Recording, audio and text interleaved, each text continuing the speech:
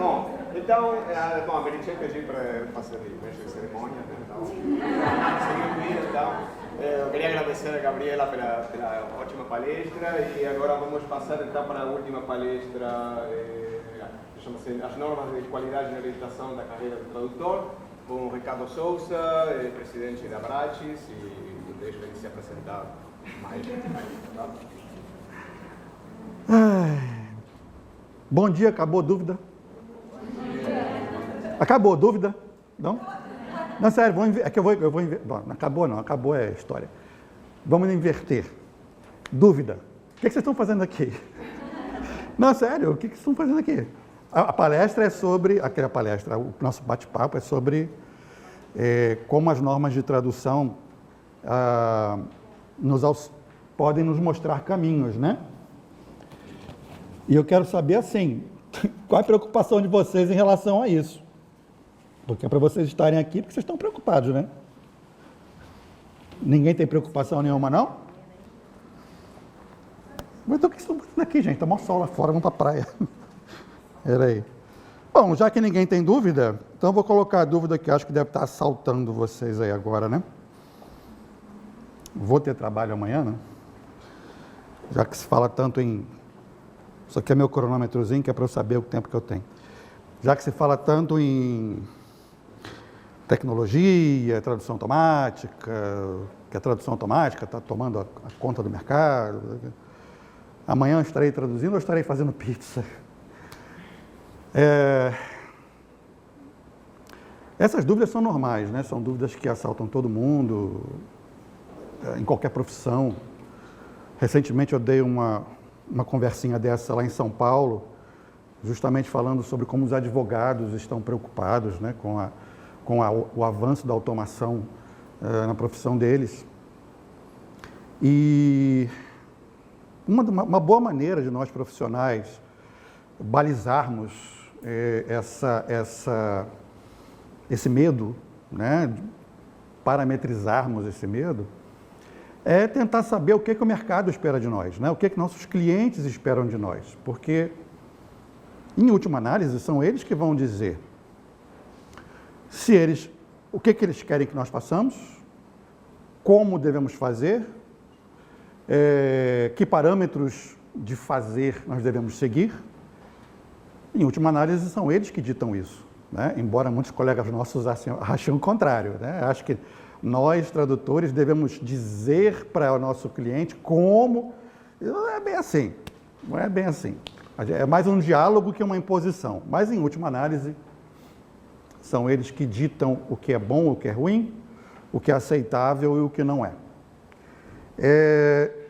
E o que reflete esse querer do nosso cliente? Saúde, meu amigo.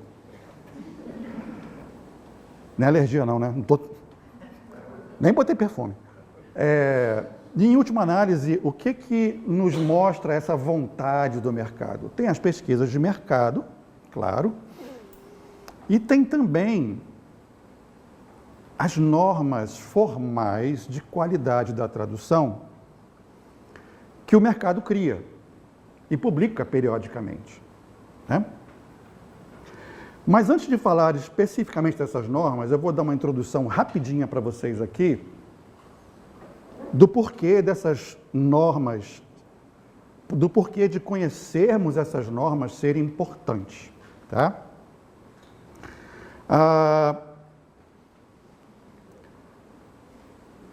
Hoje em dia, o tradutor profissional, quando eu falo tradutor profissional, eu falo desde o tradutor literário.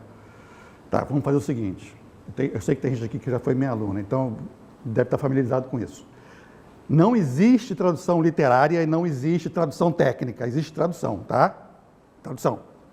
Então você tem assim, vamos imaginar uma escala, assim, bom, em que num extremo você tem a coisa mais criativa, mais subjetiva que você pode imaginar em termos de texto. Eu creio que seja a poesia, né? Poesia. No outro extremo, você tem um texto, que é aquele texto seco, direto, comunicativo, que o negócio é comunicar, não tem criatividade, não tem subjetividade, a figura do autor some. Vamos pensar assim na bula de remédio, ok? E as traduções transitam por ali. né? Alguém discorda? Não? Tá bom, ok. Um exemplo de como elas transitam, por exemplo, como elas transitam. Alguém já leu Moby Dick aí? Moby Dick? Não? Ninguém leu Moby Dick? Alguém já leu Moby Dick, né? Então, quem leu Moby Dick já viu que o Moby Dick é uma obra literária, né? Mas é cheia de termos técnicos, cheia de navegação. É proa, popa, bujarrona, não sei o quê, pé, e assim vai. Então, é um texto literário eivado de partes técnicas. Quem traduz para ficção científica, por exemplo, está acostumado a lidar com um monte de texto técnico dentro de um texto, em princípio, de entretenimento, né? Então, as traduções, como você encontra, por exemplo, em textos técnicos, ditos técnicos, como um texto jurídico, você encontra pedaços literários imensos, assim, de criatividade mil. Textos de marketing, que são textos de transcriação e assim vai, né? Então, a tradução transita por ali. Então, nesse transitar de um lado para o outro, hoje o tradutor profissional encontra no mercado, além da tradução em si, 4 tarefas em que ele é requisitado, né? A gestão de terminologia. Nós temos no Brasil uma terminóloga que é reconhecida mundialmente, que é a Maria da Graça Krieger. Quem não a conhece, sugiro que conheça. Ela é de uma faculdade de uma universidade do Rio Grande do Sul.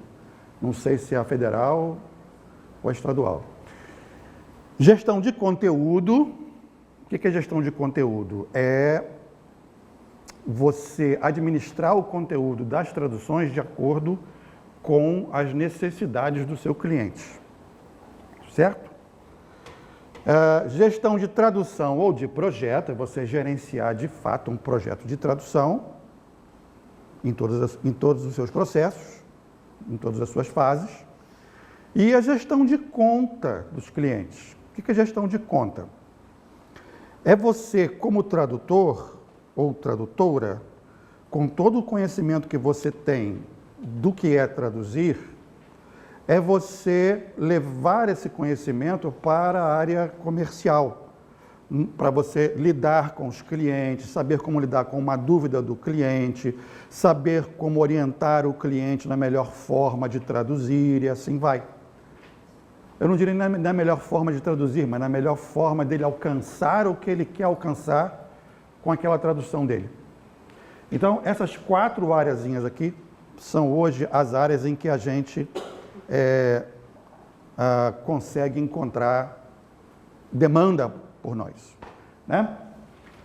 Como o nosso querido Jorge já falou, a tecnologia nessas áreas ela é fundamental, né? A gente tem 3 áreas aqui que são as 3 áreas fundamentais das aplicações tecnológicas: tradução auxiliada por computador, que é a CAT, né, que o Jorge já ressaltou, a de máquina ou automática, embora eu odeie esse negócio de falar de tradução automática, detesto isso, não tem nada a ver. Isso aqui foi tradução automática é o termo popularizado, né? Todo mundo fala tradução automática, mas isso aqui também faz tradução automática. Isso aqui também faz. Quando você tem uma ferramenta de CAT bem alimentada, fornidinha, gordinha, você bota um texto lá, vai tomar um café, quando volta ele está pronto. Certo? É automático. A tradução ela não é automática, é de máquina, é tradução de máquina, é diferente, é outro conceito. É a máquina pegar um texto zerinho, 0 quilômetro, que nunca ninguém traduziu, você enfiar nela e traduzir do outro lado. Né? É outro conceito. Mas tudo bem, é tradução de máquina ou automática, porque o termo leigo é tradução automática. E memória de tradução, que nada mais é do que uma forma de ferramenta de CAT.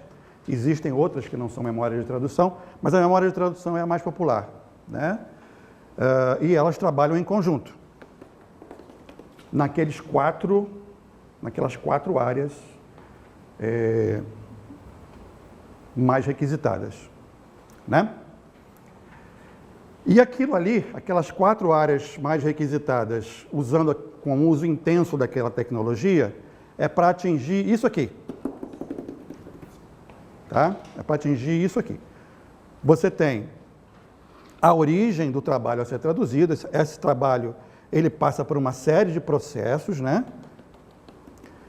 dependendo, por exemplo, se você tiver um texto trabalhado em memória de tradução sem passar por tradução de máquina, essa fase aqui, que é a pós-edição, vai ser pulada, né?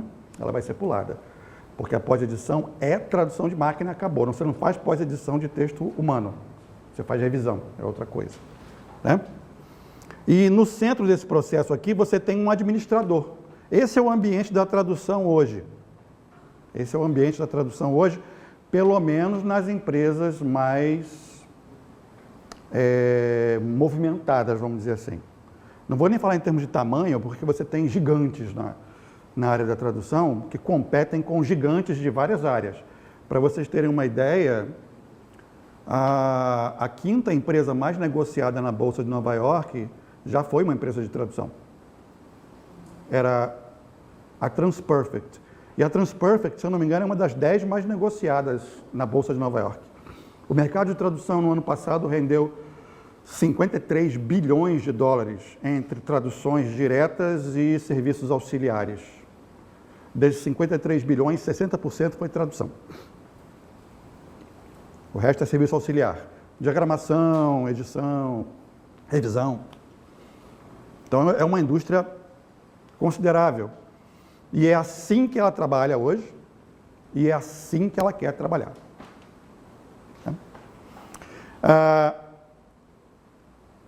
Isso aqui é o ambiente tecnológico da tradução. Se vocês forem comparar essa imagem com a anterior, essas imagens foram retiradas de estudos de mercado, você vai ver que o ambiente tecnológico da tradução, ele quase que encaixa no ambiente geral dos processos de tradução. Tá?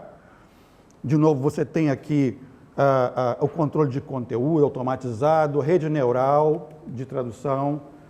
Rede neural, só complementando o que o Jorge já explicou, ela reproduz o cérebro humano, ela tenta reproduzir o cérebro humano, no sentido de que no cérebro humano, nossos neurônios são especializados, tá? Cada neurônio é responsável por um tipo de bobagem que você pensa. Então, quem pensa muita bobagem, cada neurônio pensa uma bobagem. E eles contribuem, cada um com um pedaço, para que você faça a bobagem completa. Então, na tradução é a mesma coisa, na rede neural. Você tem vários computadores trabalhando ao mesmo tempo, cada um trabalhando um pedaço da informação, um pedaço do processo, mas todos contribuindo para um processo único. Por isso que chama-se rede neural. Tá? Deixa eu dar mais uma passadinha aqui. E aqui já é a figura do tradutor mesmo. Esse é o tradutor esperado hoje. Tá? É um tradutor que está no centro do processo aqui. Ó. Lembra que na primeira imagem, aqui, ó, na primeira imagem que eu mostrei, está um administrador, está um manager. Tá vendo? Na última imagem que eu estou mostrando para vocês aqui agora, está um linguista, um tradutor. Tá? No centro de todo aquele processo.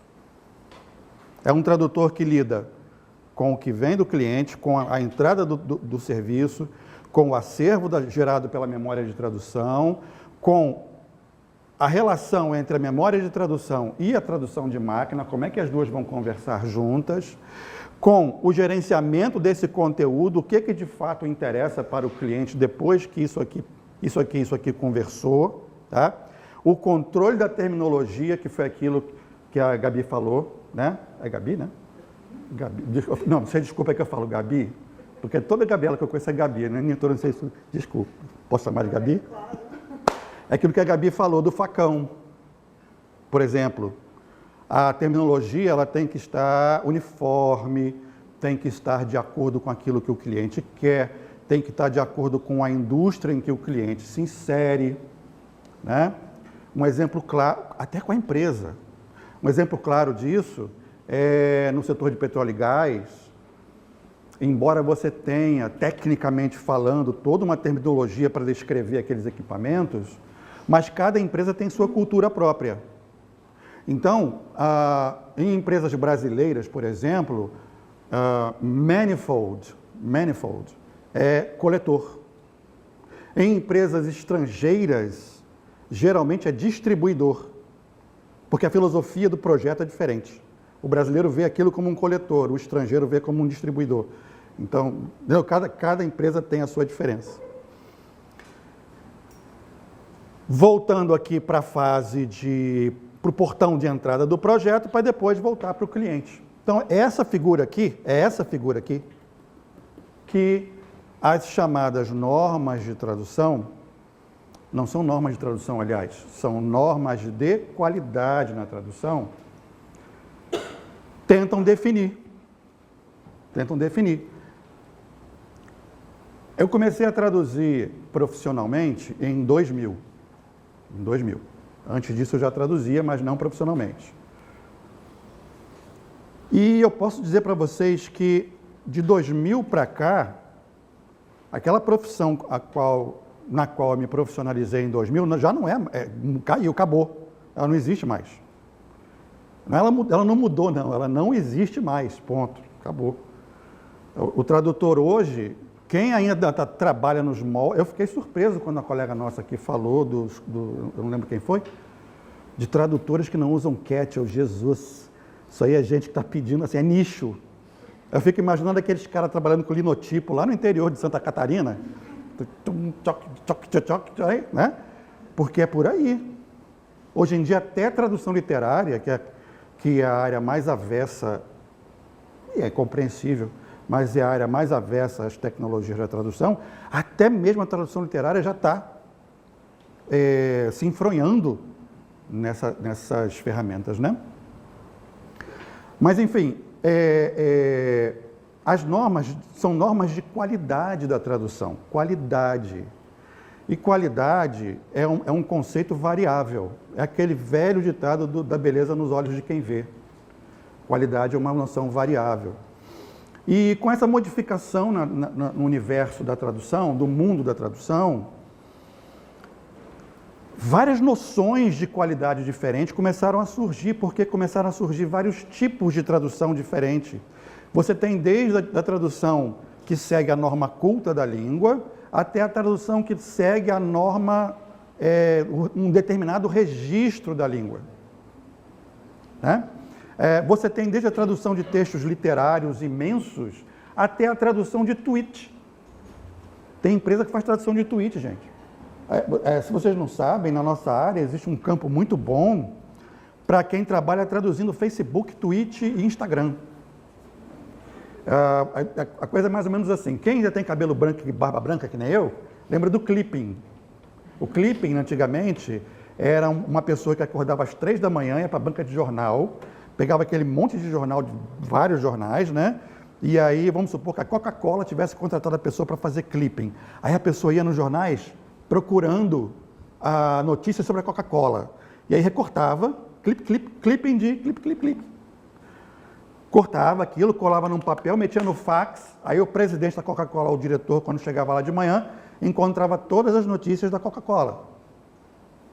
Tá? Isso hoje é feito em Twitter, em Facebook, em redes sociais, pela grande maioria das grandes empresas. Elas contratam gente para inspecionar as redes sociais, fazer um resumo do que está rolando e mandar para eles. E esse resumo, muitas vezes, é traduzido. Tá? É claro que numa situação como essa, por exemplo, ninguém vai querer grandes qualidades, ninguém quer um verso de Shakespeare traduzido ali. O pessoal quer saber o que está acontecendo, eles querem só o conteúdo. Não é isso? Então, o conceito de qualidade também varia. Então, dentro dessa variância toda, a indústria, ela achou por bem botar ordem na casa, né? Botar ordem na casa. Vamos começar a definir direitinho o que é uma tradução aceitável, o que não é uma tradução aceitável. Quem ou já foi meu aluno sabe que eu, por exemplo, não gosto de falar em erro nem acerto. Para mim não existe tradução errada nem certa, existe tradução adequada ou inadequada. Ou ela se adequa ou ela não se adequa, né? Ou ela é apropriada ou ela não é apropriada. Então a indústria começou a definir o que era isso. Já existiam normas antigamente, você tinha uma norma canadense especificamente desenvolvida para o ambiente canadense de tradução, que ela foi considerada tão boa, tão aceitável, que ela começou a ser aceita no mundo todo. Mas mesmo assim era uma norma canadense. Você tinha também uma norma europeia, que também era uma norma europeia, né? Aquela coisa do não é uma norma internacional. E aí, em torno de 2012, 2013, a ISO, que é a Organização Internacional de Normas, até hoje eu não entendo porque que ISO chama-se ISO, porque em francês a abreviatura não dá ISO e em inglês não dá ISO, mas enfim. A ISO, que é a organização internacional mais aceita em termos de normas de qualidade, começou a emitir normas específicas para tradução e interpretação, sendo que quando se fala em tradução e interpretação é tanto humana quanto de máquina, tá? A ISO tem norma para tudo, para tradução. As de interpretação acho que ainda não saíram, mas as de tradução tem para a tradução humana e para a tradução de máquina. E é sobre essas que a gente vai falar aqui. Porque, na minha opinião, vocês podem concordar ou não, espero que não concordem, cheguem em casa e saiam procurando tudo lá. Aí depois vocês decidam se concordam mesmo ou não. Na minha opinião, essas normas, elas mostram o que querem da gente, o que está acontecendo. E quando a gente vai consultar essas normas, é sempre bom a gente consultar uma outra coisinha também. Quer ver? Pode fechar. Esse já acabou. Aí. Pode? Ah, obrigado. Uma coisa que é boa a gente consultar são as pesquisas com os dados sobre o mercado. Eu vou mostrar para vocês por que eu considero as normas de tradução tão interessantes. Tá? Essa aqui é uma pesquisa de mercado feita pela Federação Internacional dos Tradutores, agora esse ano, 2019, né? A Abrates, da qual eu sou diretor, faz parte da Federação Internacional dos Tradutores. Então, olha só. Esse aqui esse gráfico descreve as pretensões de investimento das empresas de tradução europeias nos diversos processos da tradução. Tá? Investimentos em termos de tecnologia, ok? Então, olha só. Essas barrinhas vermelhas aqui, ó, são as empresas de tradução. Essa barrinha roxa aqui são os tradutores individuais. As barrinhas verdes são os departamentos de tradução. As barrinhas azuis é a Estácio. São as instituições de formação de tradutores, ok? Então, olha só que legal. Como é que isso aqui fala conosco? Quando você pensa em termos de tradução de máquina, olha o nível de investimento que as empresas de tradução querem fazer. O pessoal quer tradução de máquina, eles querem, não tem jeito. Tá? Eles querem. Por outro lado, olha aqui, ó, o tradutor individual profissional, não estou muito interessado nisso, não. Olha a disparidade entre uma coisa e outra. Olha aqui. Olha a disparidade entre uma coisa e outra. Isso aqui não é saudável, isso aqui é avestruz. Está com a cara enfiada na areia. Quando você fala em termos de CAT, também um nível bastante alto de investimento em tecnologia. Quando você fala também em automatizar o fluxo do trabalho, recebimento, envio, armazenamento, também uma grande vontade de investimento aqui. Aí quando você fala em qualidade, em tecnologias de qualidade, olha como é que já cai bastante a pretensão de investimento das empresas de tradução em ferramentas de qualidade. Isso é porque eles estão desconsiderando a qualidade? Claro que não. Claro que não. A gente sabe, nós somos consumidores, a gente quer consumir coisas de qualidade. Então, é óbvio que eles também vão querer produzir coisas de qualidade. Mas isso aqui mostra um grande espaço ainda para a entrada do tradutor humano. A Gabi estava falando de audiodescrição, como é que existem oportunidades em audiodescrição. Olha aqui. Isso aqui, ó. Isso aqui é audiodescrição. Olha como é que o nível de automação é baixo. Né? É porque os clientes ainda veem, aqui nessas áreas, ó, daqui para cá, os nossos clientes ainda veem o nosso papel como essencial, como fundamental. Né? Isso é uma boa notícia. A má notícia é que nem todo mundo vai se encaixar ali. Porque esse profissional que é necessário aqui, ó, esse profissional humano, ele já tem características bem diferentes do que o profissional humano que hoje está no mercado, que hoje está por aí. Tá? E é isso que eu vou mostrar para vocês através das normas de qualidade, tá bom? Pode desligar, pode passar isso aí. Isso. Agora vamos abrir aqui essa pastinha aqui, por favor. Pode abrir aqui as duas, essa 17.100 e essa 18. Eu vou abrir para vocês aqui agora 3 normas de qualidade. Uma é a 17.100, que é a de tradução. Essa aqui é de pós-edição. E uma outra... Pode abrir todas, não tem problema não. Pode abrir todas. Essa é de tradução. E agora sai da pasta, por favor.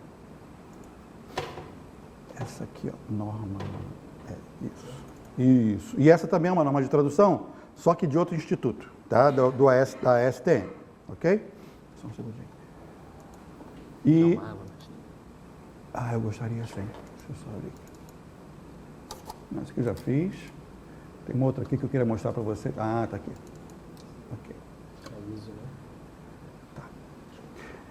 Muito bem. Essas 3 normas, aqui é um resumo da norma, tá? Depois a gente vai se basear nesse resumo para conversar. Essas 3 normas, 17.100, a 18, alguma coisa que eu não lembro qual é o número dela. Obrigado. E a STM, elas dizem para o mercado o seguinte: olha só, você é uma empresa, você quer apresentar um certificado ISO de tradução para o seu cliente, porque todos os clientes procuram saber se o fornecedor deles tem um certificado ISO, né? Que é aquela famosa ISO 9100, assim vai. Muito bem. Então, para que nós certifiquemos a sua empresa como uma fornecedora de serviços certificada pela ISO, você tem que cumprir os requisitos X, Y e Z. Entre esses requisitos X, Y e Z está a descrição do profissional que pode trabalhar para essa empresa de forma que essa empresa continue apta a ser certificada pela ISO 17100. Alguém tem dúvidas sobre o que eu falei? Não? Ok? Beleza. Então, nesses parâmetros você tem coisa desde o que é tradução, o que é tradução. Não interessa qual é a definição nossa de tradução, não me interessa absolutamente, interessa a deles, tá? Claro, não estou dizendo que a nossa é irrelevante, não estou dizendo isso, eu estou dizendo que para fins de ganhar grana, para fins de você vender o seu serviço, para fins de você trabalhar com o mercado, é a deles que importa, certo? Muito bem. Então, desde que a definição do que é a tradução, até a definição do que é um tradutor. Tá? Esse aqui é uma descrição sucinta da norma, tá? Da norma 17.100 no caso. Então ela fala aqui, por exemplo, olha, o que são os recursos de tradução? Né? Entre recursos tem desde recursos físicos até recursos humanos, tá? Então, quem é que está envolvido no processo da tradução? Tradutores, revisores, revisor monolíngue, né? Gerente de projeto, e exige que as competências profissionais sejam mantidas sempre atualizadas, ou seja, a empresa tem que cuidar para que os seus profissionais estejam sempre atualizados, sempre em dia com as novidades da área. Os processos de pré-produção, os processos de produção, os processos de pós-produção. Pré-tradução é você receber o material para traduzir, analisar, ver quem é o melhor, qual o melhor recurso para produzir aquela tradução. O processo de produção em si é a tradução em si, com as tecnologias que ela envolve, com as necessidades materiais da tradução e necessidades de conhecimento para que ela saia redondinha. E o processo de pós-produção, que além da revisão em si, da própria revisão, tem a questão do contato com o cliente, de saber se ele está satisfeito, enfim. Até por enquanto aí nenhuma grande novidade, porque para quem é tradutor profissional, já sabe como é que o setor funciona, isso aqui nada mais que descreve o que é o nosso processo de produção, né? Faz uma diferença também entre o que é tradução e revisão bilíngue, né? Isso é muito interessante para nós, porque define bem o que é o papel de um e qual é o papel de outro, sendo que hoje em dia já é muito comum um revisor monolíngue. Vocês conhecem tradutor monolíngue? Não? Então vão conhecer. Daqui para diante, muitos de vocês vão virar tradutor monolíngue. Sério? Eu estou brincando? Não. Estou falando sério.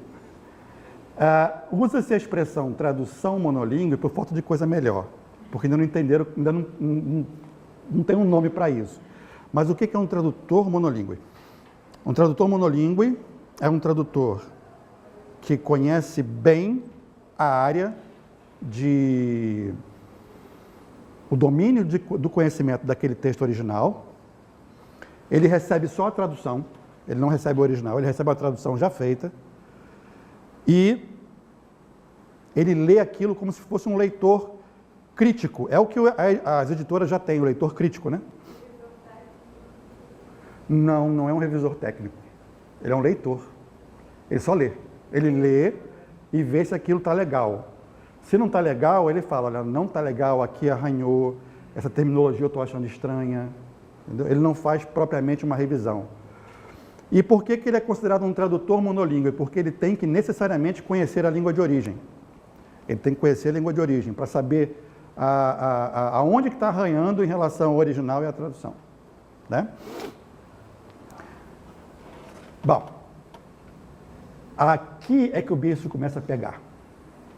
Aqui, ó, Professional Competences. Porque isso aqui mudou completamente a face do tradutor profissional hoje no mundo. Porque a norma ISO 17100, ela estabelece claramente que, para uma empresa ser certificada pela ISO, o tradutor que trabalha para ela tem que ter, de baixo para cima, tá? Pelo menos 5 anos de competência em tradução, de experiência em tradução. Ok? 5 anos de experiência. Com formação profissional ou não. Você tem hoje no Brasil, por exemplo, tradutores que são ícones na área deles e que não tem nenhum segundo grau.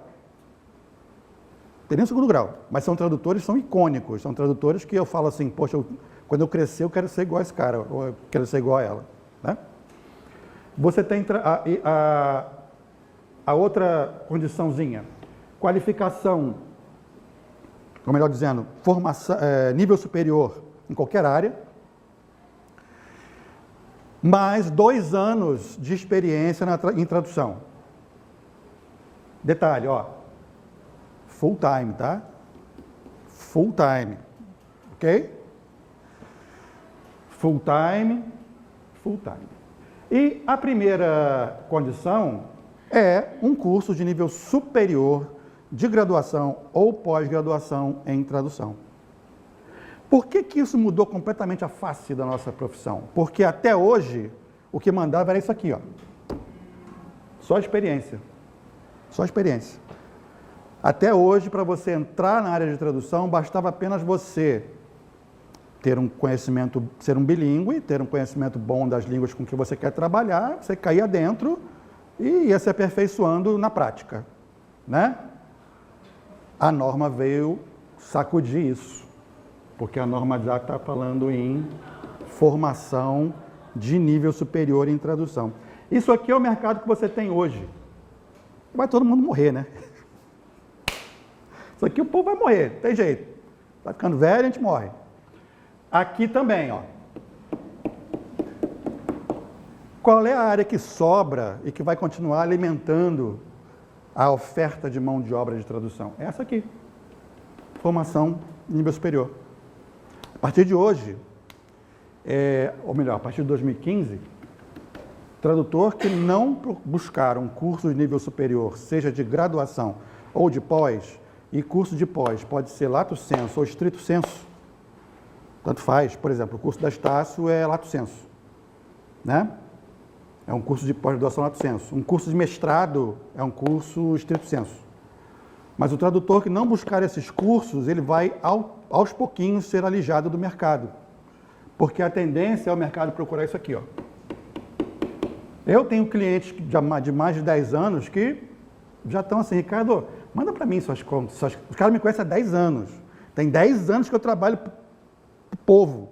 E eu, Ricardo, manda para mim aí seu cópia do seu diploma, manda aí a cópia do sua pós-graduação, né? E detalhe, é curso de tradução, tá? Fez letras, não serve. Letras não serve. Não serve mesmo. E é para não servir mesmo. Porque letra não tem nada a ver com tradução. Letras é letras. Ok? É curso de tradução. O único, fora o curso de tradução, o único outro que é bem aceito é os de linguística. É linguística ou tradução. Tá? Mas, enfim, isso aqui, olha, nos mostra já começa a mostrar um futuro para nós. Nos especializarmos na nossa profissão e termos a nossa especialização reconhecida por uma instituição de nível superior. Esse é o primeiro ponto que a norma nos mostra. Um outro ponto que a norma nos mostra, aqui não tem, mas eu vou entrar na própria norma, tá? É a 17.100, aqui, ó. Não preciso nem entrar no corpo da nota, eu vou só mostrar o índice para vocês.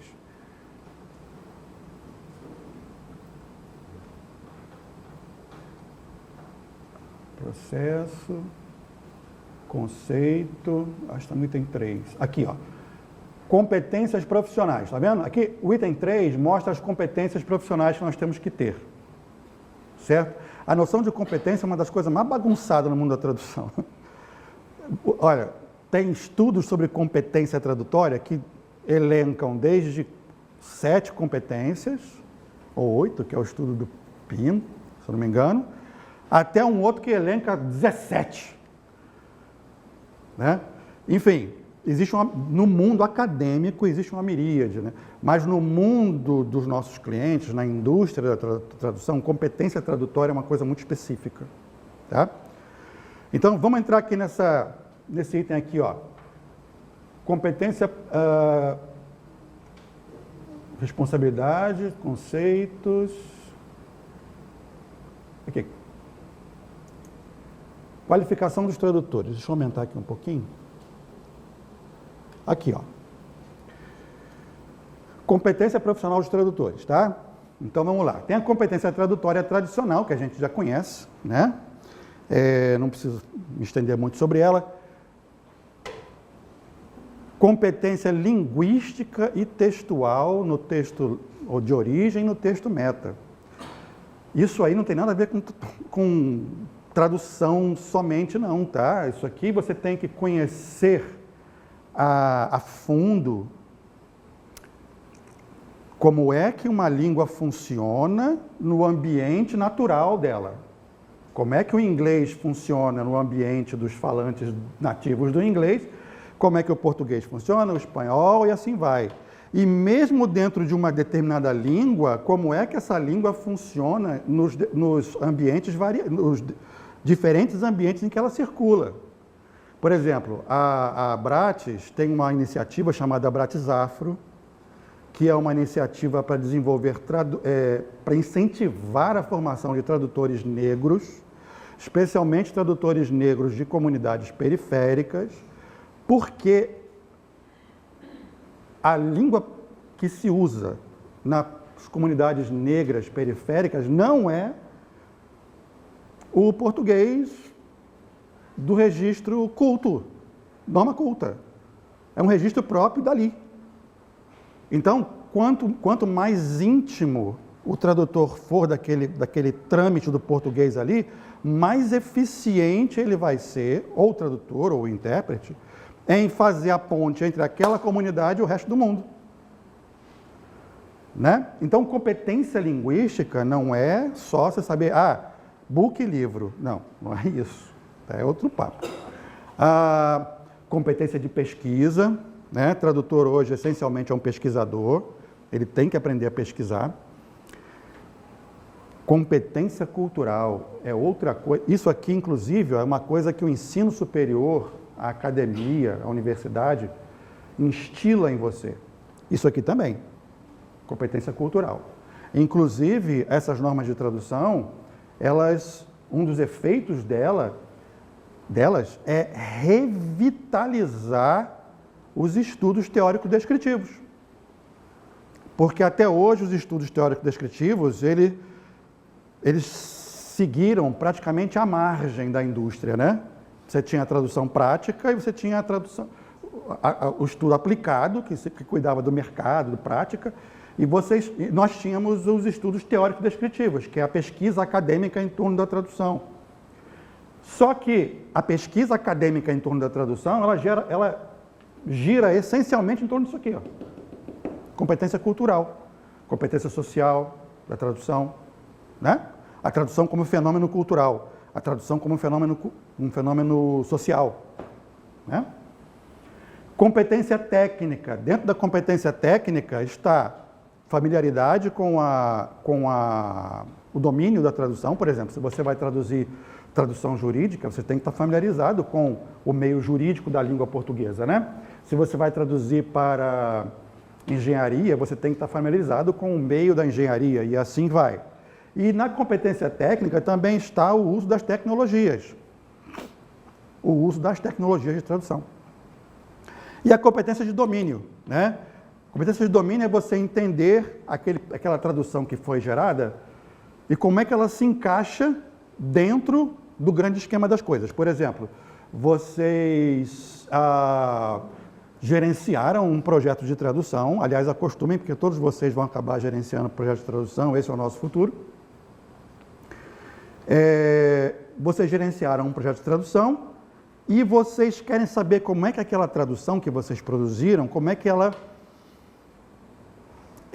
funciona dentro do ambiente do cliente como um todo. Se o cliente, por exemplo, se aquele material não vai conflitar com o material que o cliente produz para marketing, né? Com o material que o cliente produz para o leigo, porque vocês podem ter traduzido um material específico para técnicos, né? Mas aquele material vai chegar na mão do leigo e vocês querem saber se aquele material vai combinar com o material que circula no meio do leigo. Então, vocês têm que ter uma noção do domínio, né? Uma noção do ambiente daquele material como um todo. Tá? Agora, por que isso aí é importante? Por que hoje o tradutor tem que ter essa formação muito forte? Eu não vou nem entrar na norma, não. Chega para lá. Chega. Por que ele tem que ter essa tradução, essa formação humana muito forte? Por causa da máquina. Por causa da tradução de máquina. Uma colega nossa aqui comentou sobre os medos, né? Antigamente você tinha porque a minha profissão vai ser substituída pela máquina e tal, e até hoje eu estou nela, né? Não é bem assim, não. Não é bem assim, não. Como o Jorge citou, vários colegas nossos já estão fora do mercado, ou estão tendo muita dificuldade para permanecer no mercado, simplesmente porque não entenderam isso aqui. Porque a máquina, ela traduz, e traduz bem pra caramba. Se vocês estão fazendo assim comparação, tradução de máquina, Google Translate, esquece Google Translate, tá? Esquece. Aquilo ali é brinquedo. Ele é um brinquedinho que a gente usa para auxiliar, nós tradutores profissionais, usamos o Google Translate para auxiliar, né? Tirar uma ideia, dar uma sugestão. O dia que vocês tiverem contato com uma máquina especializada de tradução, o Google Translate é uma máquina genérica, tá? Máquina especializada é aquela que o cliente encomenda a máquina, ele encomenda, uma empresa vai e constrói a máquina de traduzir, né? E essa máquina é usada especificamente para um assunto específico. Então, por exemplo, a Caterpillar, ela tem uma máquina de traduzir manual, uma máquina de traduzir material jurídico, uma máquina de traduzir material de marketing, assim vai. Então, quando você pega o resultado daquela máquina específica, você fala assim, estou obsoleto, estou fora do mercado. Mas não está não. Não está não. Não está porque, para montar aquela máquina, teve que ter um profissional assim. É um profissional assim. Que, inclusive, nem sei se vai chamar tradutor. Aliás, hoje em dia já nem chamam de tradutor. Se vocês entrarem naqueles sites de emprego da União Europeia, vocês vão encontrar termos como engenheiro de tradução. É sério, gente, estou brincando, não, sério. Translation Engineer, Linguist Specialist, não sei o quê. Eles já não chamam nem de tradutor, porque tradutor é a máquina. A máquina é o tradutor. O ser humano que trabalha com ela, que até ontem era chamado de tradutor, estão chamando de outra coisa, porque já não é a mesma coisa. Ele é isso aqui, ó. A máquina ela não tem hoje, por enquanto, ela não tem capacidade para entender isso aqui. Isso aqui é o contexto. Ela entende o texto. Ela entende o texto. Ela não entende o contexto. Quem faz ela entender o contexto somos nós. Né? E o interessante é que se vocês abrirem, tem 10 segundos, e se vocês abrirem a norma, essa aqui é de tradução, tá? Se vocês abrirem a norma de pós-edição, aqui, ó, tá? Pós-edição. Pós-edição é aquele serviço que você faz depois que a máquina traduziu, né? Você não é revisão. Tradução não é revisão. Pós-edição não é revisão. Não façam isso. É outra coisa, completamente diferente. Então, é uma revisão de tradução de máquina? É, mas as habilidades são outras, tá? Então, a norma ISO de 2017, ela é bem recente, tá? Ela é bem recente. Para serviços de pós-edição, serviços que lidam com tradução de máquina, vocês querem ver uma coisa?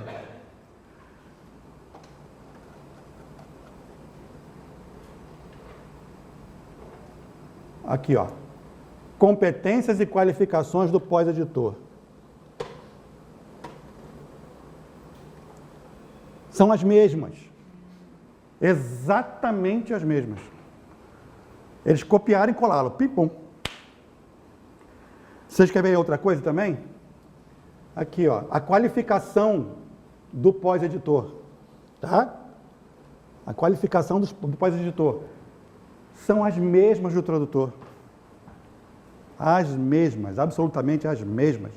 Então, para você ser um pós-editor, você tem que necessariamente ter as mesmas habilidades de um tradutor.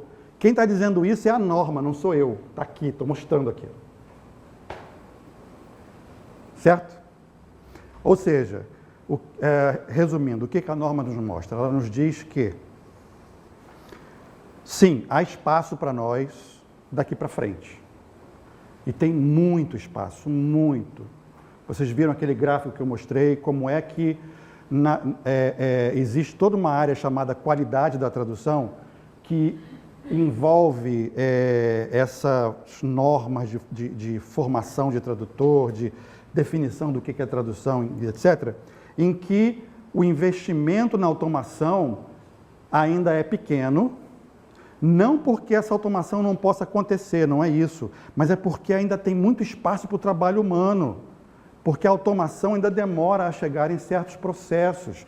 A máquina, para entender esse nível de contexto, no dia que a máquina entender esse nível de contexto, a gente pode pegar um foguete para Marte, porque acabou.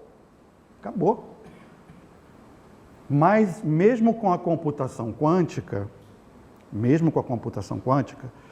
ainda há muito espaço para o profissional humano, contanto que ele se aperfeiçoe nesse nível, e os colegas que são mais cabelo branco devem estar pensando assim, vou voltar para a universidade agora, eu terminei meu mestrado em 2017, eu tinha 50 e cacetada.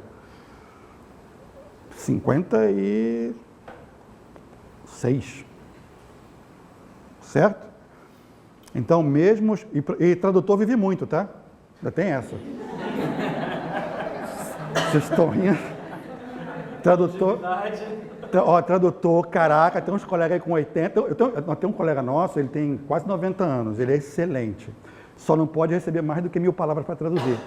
Porque ele faz 1000 palavras e ele capota no teclado. Mas, assim, textos pequenos, 1000, 2000, cara, ele arrebenta. Ele é um americano. Ele arrebenta. Então, e tradutor não tira férias não, tá? Sabe quem dá férias de tradutor? O Alzheimer. Sério, porque é o seguinte, assim, para quem é espiritualista, né? O tradutor, ele morre, faz a passagem. Aí chegou lá, o mentor já está assim, você era tradutor, vem cá que o Vitor Hugo quer baixar ali na Penha e tá precisando de um tradutor. Tu acha que o Vitor Hugo falava francês, gente? O cara, estou psicografando o Vitor Hugo. Não, ele está psicografando o intérprete, o tradutor. O doutor Fritz, que baixa lá na Penha, né, doutor Fritz, o doutor Fritz era alemão, ele não fala português. Então ele está lá, né, fazendo a cirurgia dele lá espiritual, mas ele está para o intérprete assim, agora fala para ele fazer isso, agora fala para ele, né? O Alzheimer não, o Alzheimer a gente fica velho, tem Alzheimer, aí passa aqueles 3 anos desligado do mundo, né, tem férias. Aí quando a gente morre, o cara recruta a gente para lá. Então, mesmo quem é tradutor já há algum tempo, já está na área há muito tempo, preste atenção nisso, porque o mercado está crescendo nessa direção, na direção do profissional que investe na própria formação e que busca a instituição de nível superior como grande certificadora da capacidade desse profissional de trabalhar. Ok? Gente, nesse tempo que eu tinha, era isso que eu podia falar. Alguém tem alguma dúvida? Diga. A Abrates, ela faz a certificação do profissional, que eu vi Faz. que a gente pode, atendendo os requisitos, se filiar. Mas ela faz a certificação do tradutor como atendendo os requisitos da ISO 17001? Da ISO não, porque a Abrates não é uma instituição de nível superior. Porém,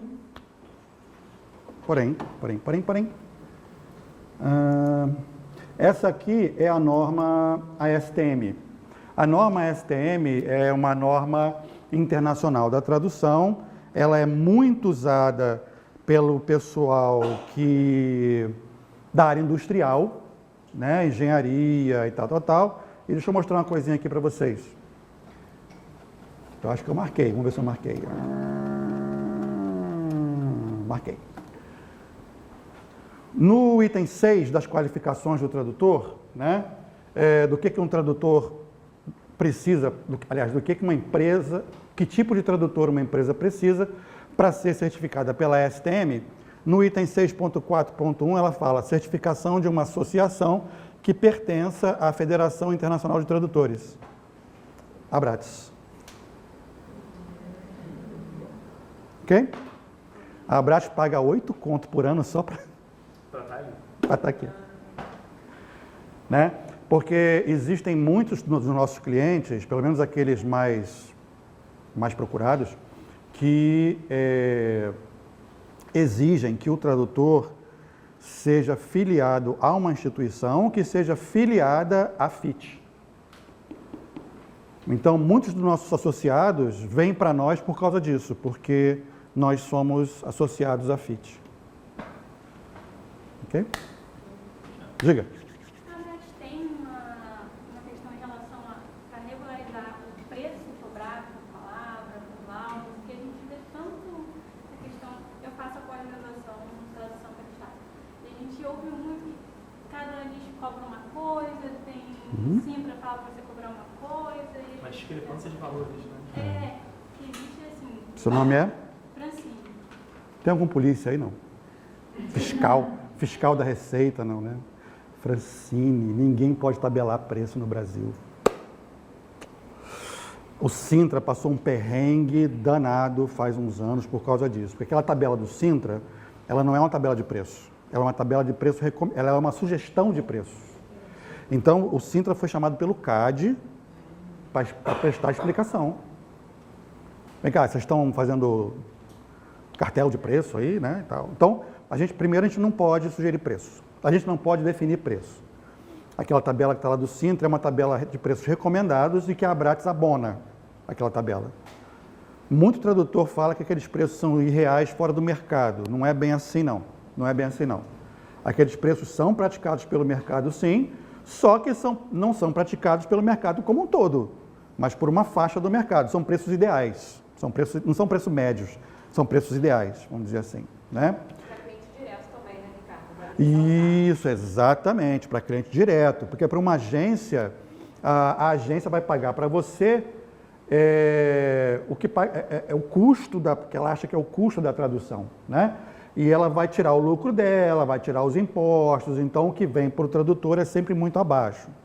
Mas sobre essa questão de trabalhar direto com o cliente direto ou trabalhar para uma agência, tem que ser bem pensado, porque às vezes não vale a pena você trabalhar com um cliente direto, dependendo do seu perfil. Depende do seu perfil. Porque se você trabalha com cliente direto, você vai ter que fazer pré-processo, processo e pós-processo. Tudo. Você tem que fazer tudo. Tá? Ao passo que quando você trabalha para uma agência, você faz a tradução e faz a sua revisão pessoal de tradutor. E isso economiza custo e tempo. Ok? Mais alguma dúvida? Diga. Onde é que a gente consegue essas normas? Menina, 500 prata.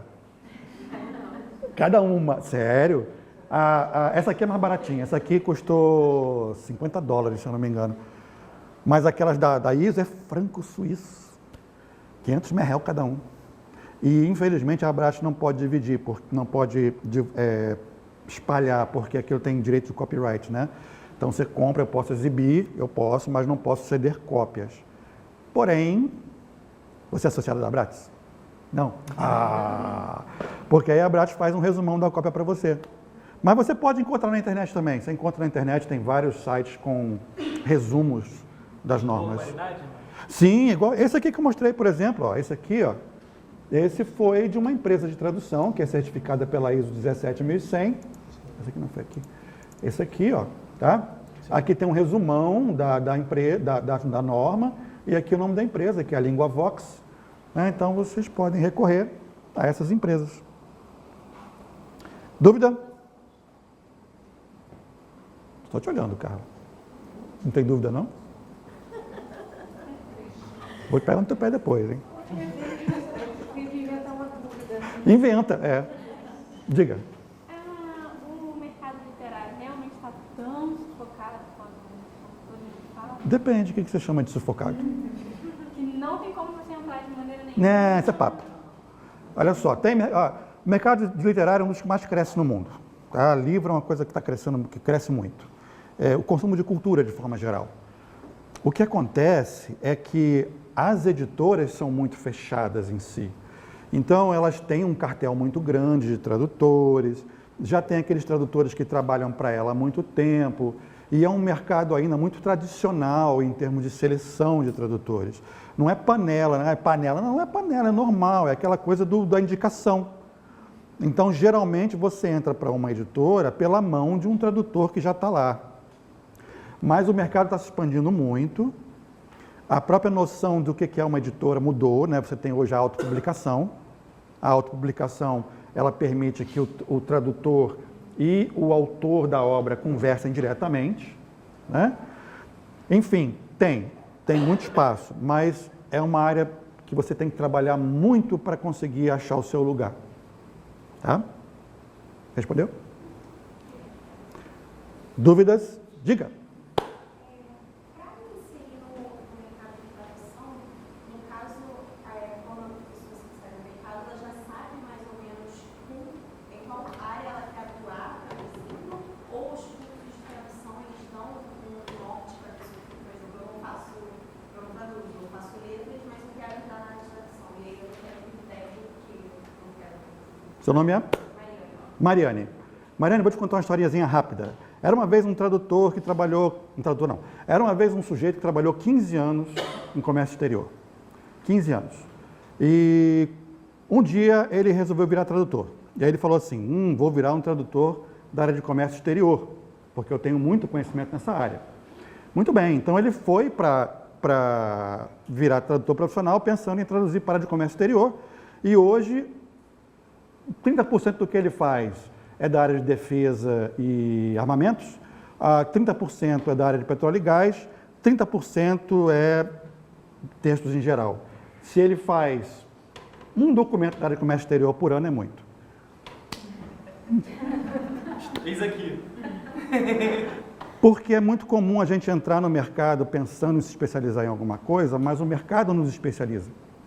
Porque você pensa em fazer, sei lá, qual é a área que você gostaria de trabalhar? Tradução jurídica. Tradução jurídica. Aí você, legal, vou fazer tradução jurídica. Aí um dia chega um cliente seu e fala assim, olha, Mariana, eu tenho aqui essa área jurídica, mas eu tenho aqui um textinho que é uma descrição desse navio aí que você está querendo, desse contrato de aluguel do navio que você está traduzindo. Aí você traduz aquilo redondinho. Aí o cliente, poxa, que legal, toma outro, toma outro, toma outro. Aí aquele cliente vira e fala assim, olha, eu conheço uma tradutora, Mariane, que ela é fera em traduzir especificação de navio. Daqui a pouco você está traduzindo especificação de navio direto.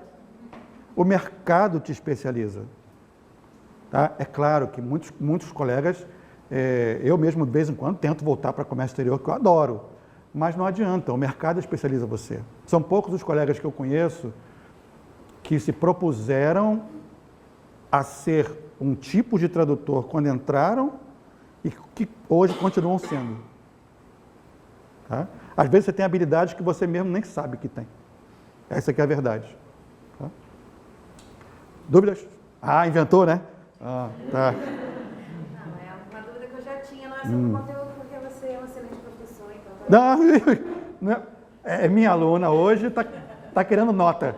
Não, vai. Eu queria que você falasse um pouco como são as provas de admissão para agências, por exemplo, para quem quer ingressar. Sim, perfeito.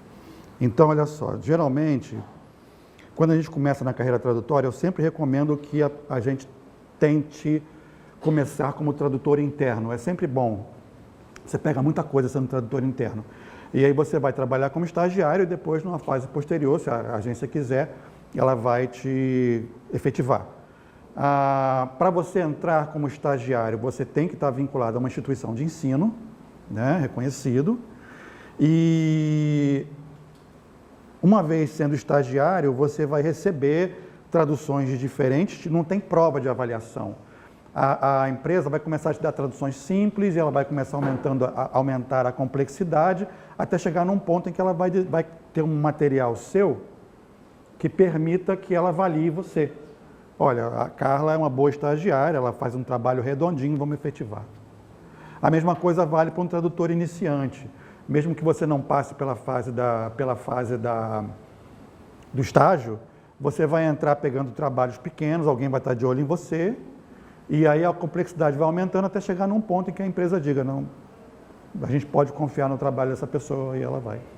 Geralmente as empresas hoje, para você ser um tradutor ou interno ou freelance, elas já estão de olho na ISO. Tá? Elas vão pedir para você ou a experiência de 5 anos, ou a experiência de 2 anos com um curso de nível superior, ou um curso de nível superior da ISO. Aí, se você não tiver nenhum dos três, você pode sair pela STM. Olha, eu não tenho a ISO, mas eu tenho a STM, tal. A STM, eu tenho um certificado de uma instituição, a Abrates, etc. A Abrates tem prova de certificação todos os anos. Quem quiser fazer, tem que ser membro da Abrates, tá? Ainda tem essa. Eu entrei no site da Abrates porque eu pretendia me filiar lá. Só que as 3 categorias que eu olhei, eu não me enquadrei em nenhuma. E eu fiquei pensando se não haveria, que eu já trabalhei na área de certificação em outras qualidades, realmente, e tem aquele aspirante. O aspirante é o cara que quer ser e já quer, de alguma forma, se inserir, conhecer, ter acesso à informação. E aí eu fiquei pensando se na Abrates são só aquelas 3. Olha, você já traduz? Você já traduz? Eu já fiz algumas traduções, comecei dentro da Petrobras, e aí traduzi muito a SPM, né? Aí depois saí, aí fiz curso de letras na Estácio, aí fiz algumas traduções, mas depois parei. É porque, olha só, para você ser associado da Abrat, você tem que ter são três condições. Uma, você tem que ser estudante de um curso reconhecido de tradução. Quando eu falo reconhecido, é um curso que seja considerado de qualidade no mercado. Não estou falando de curso universitário, estou falando de um curso.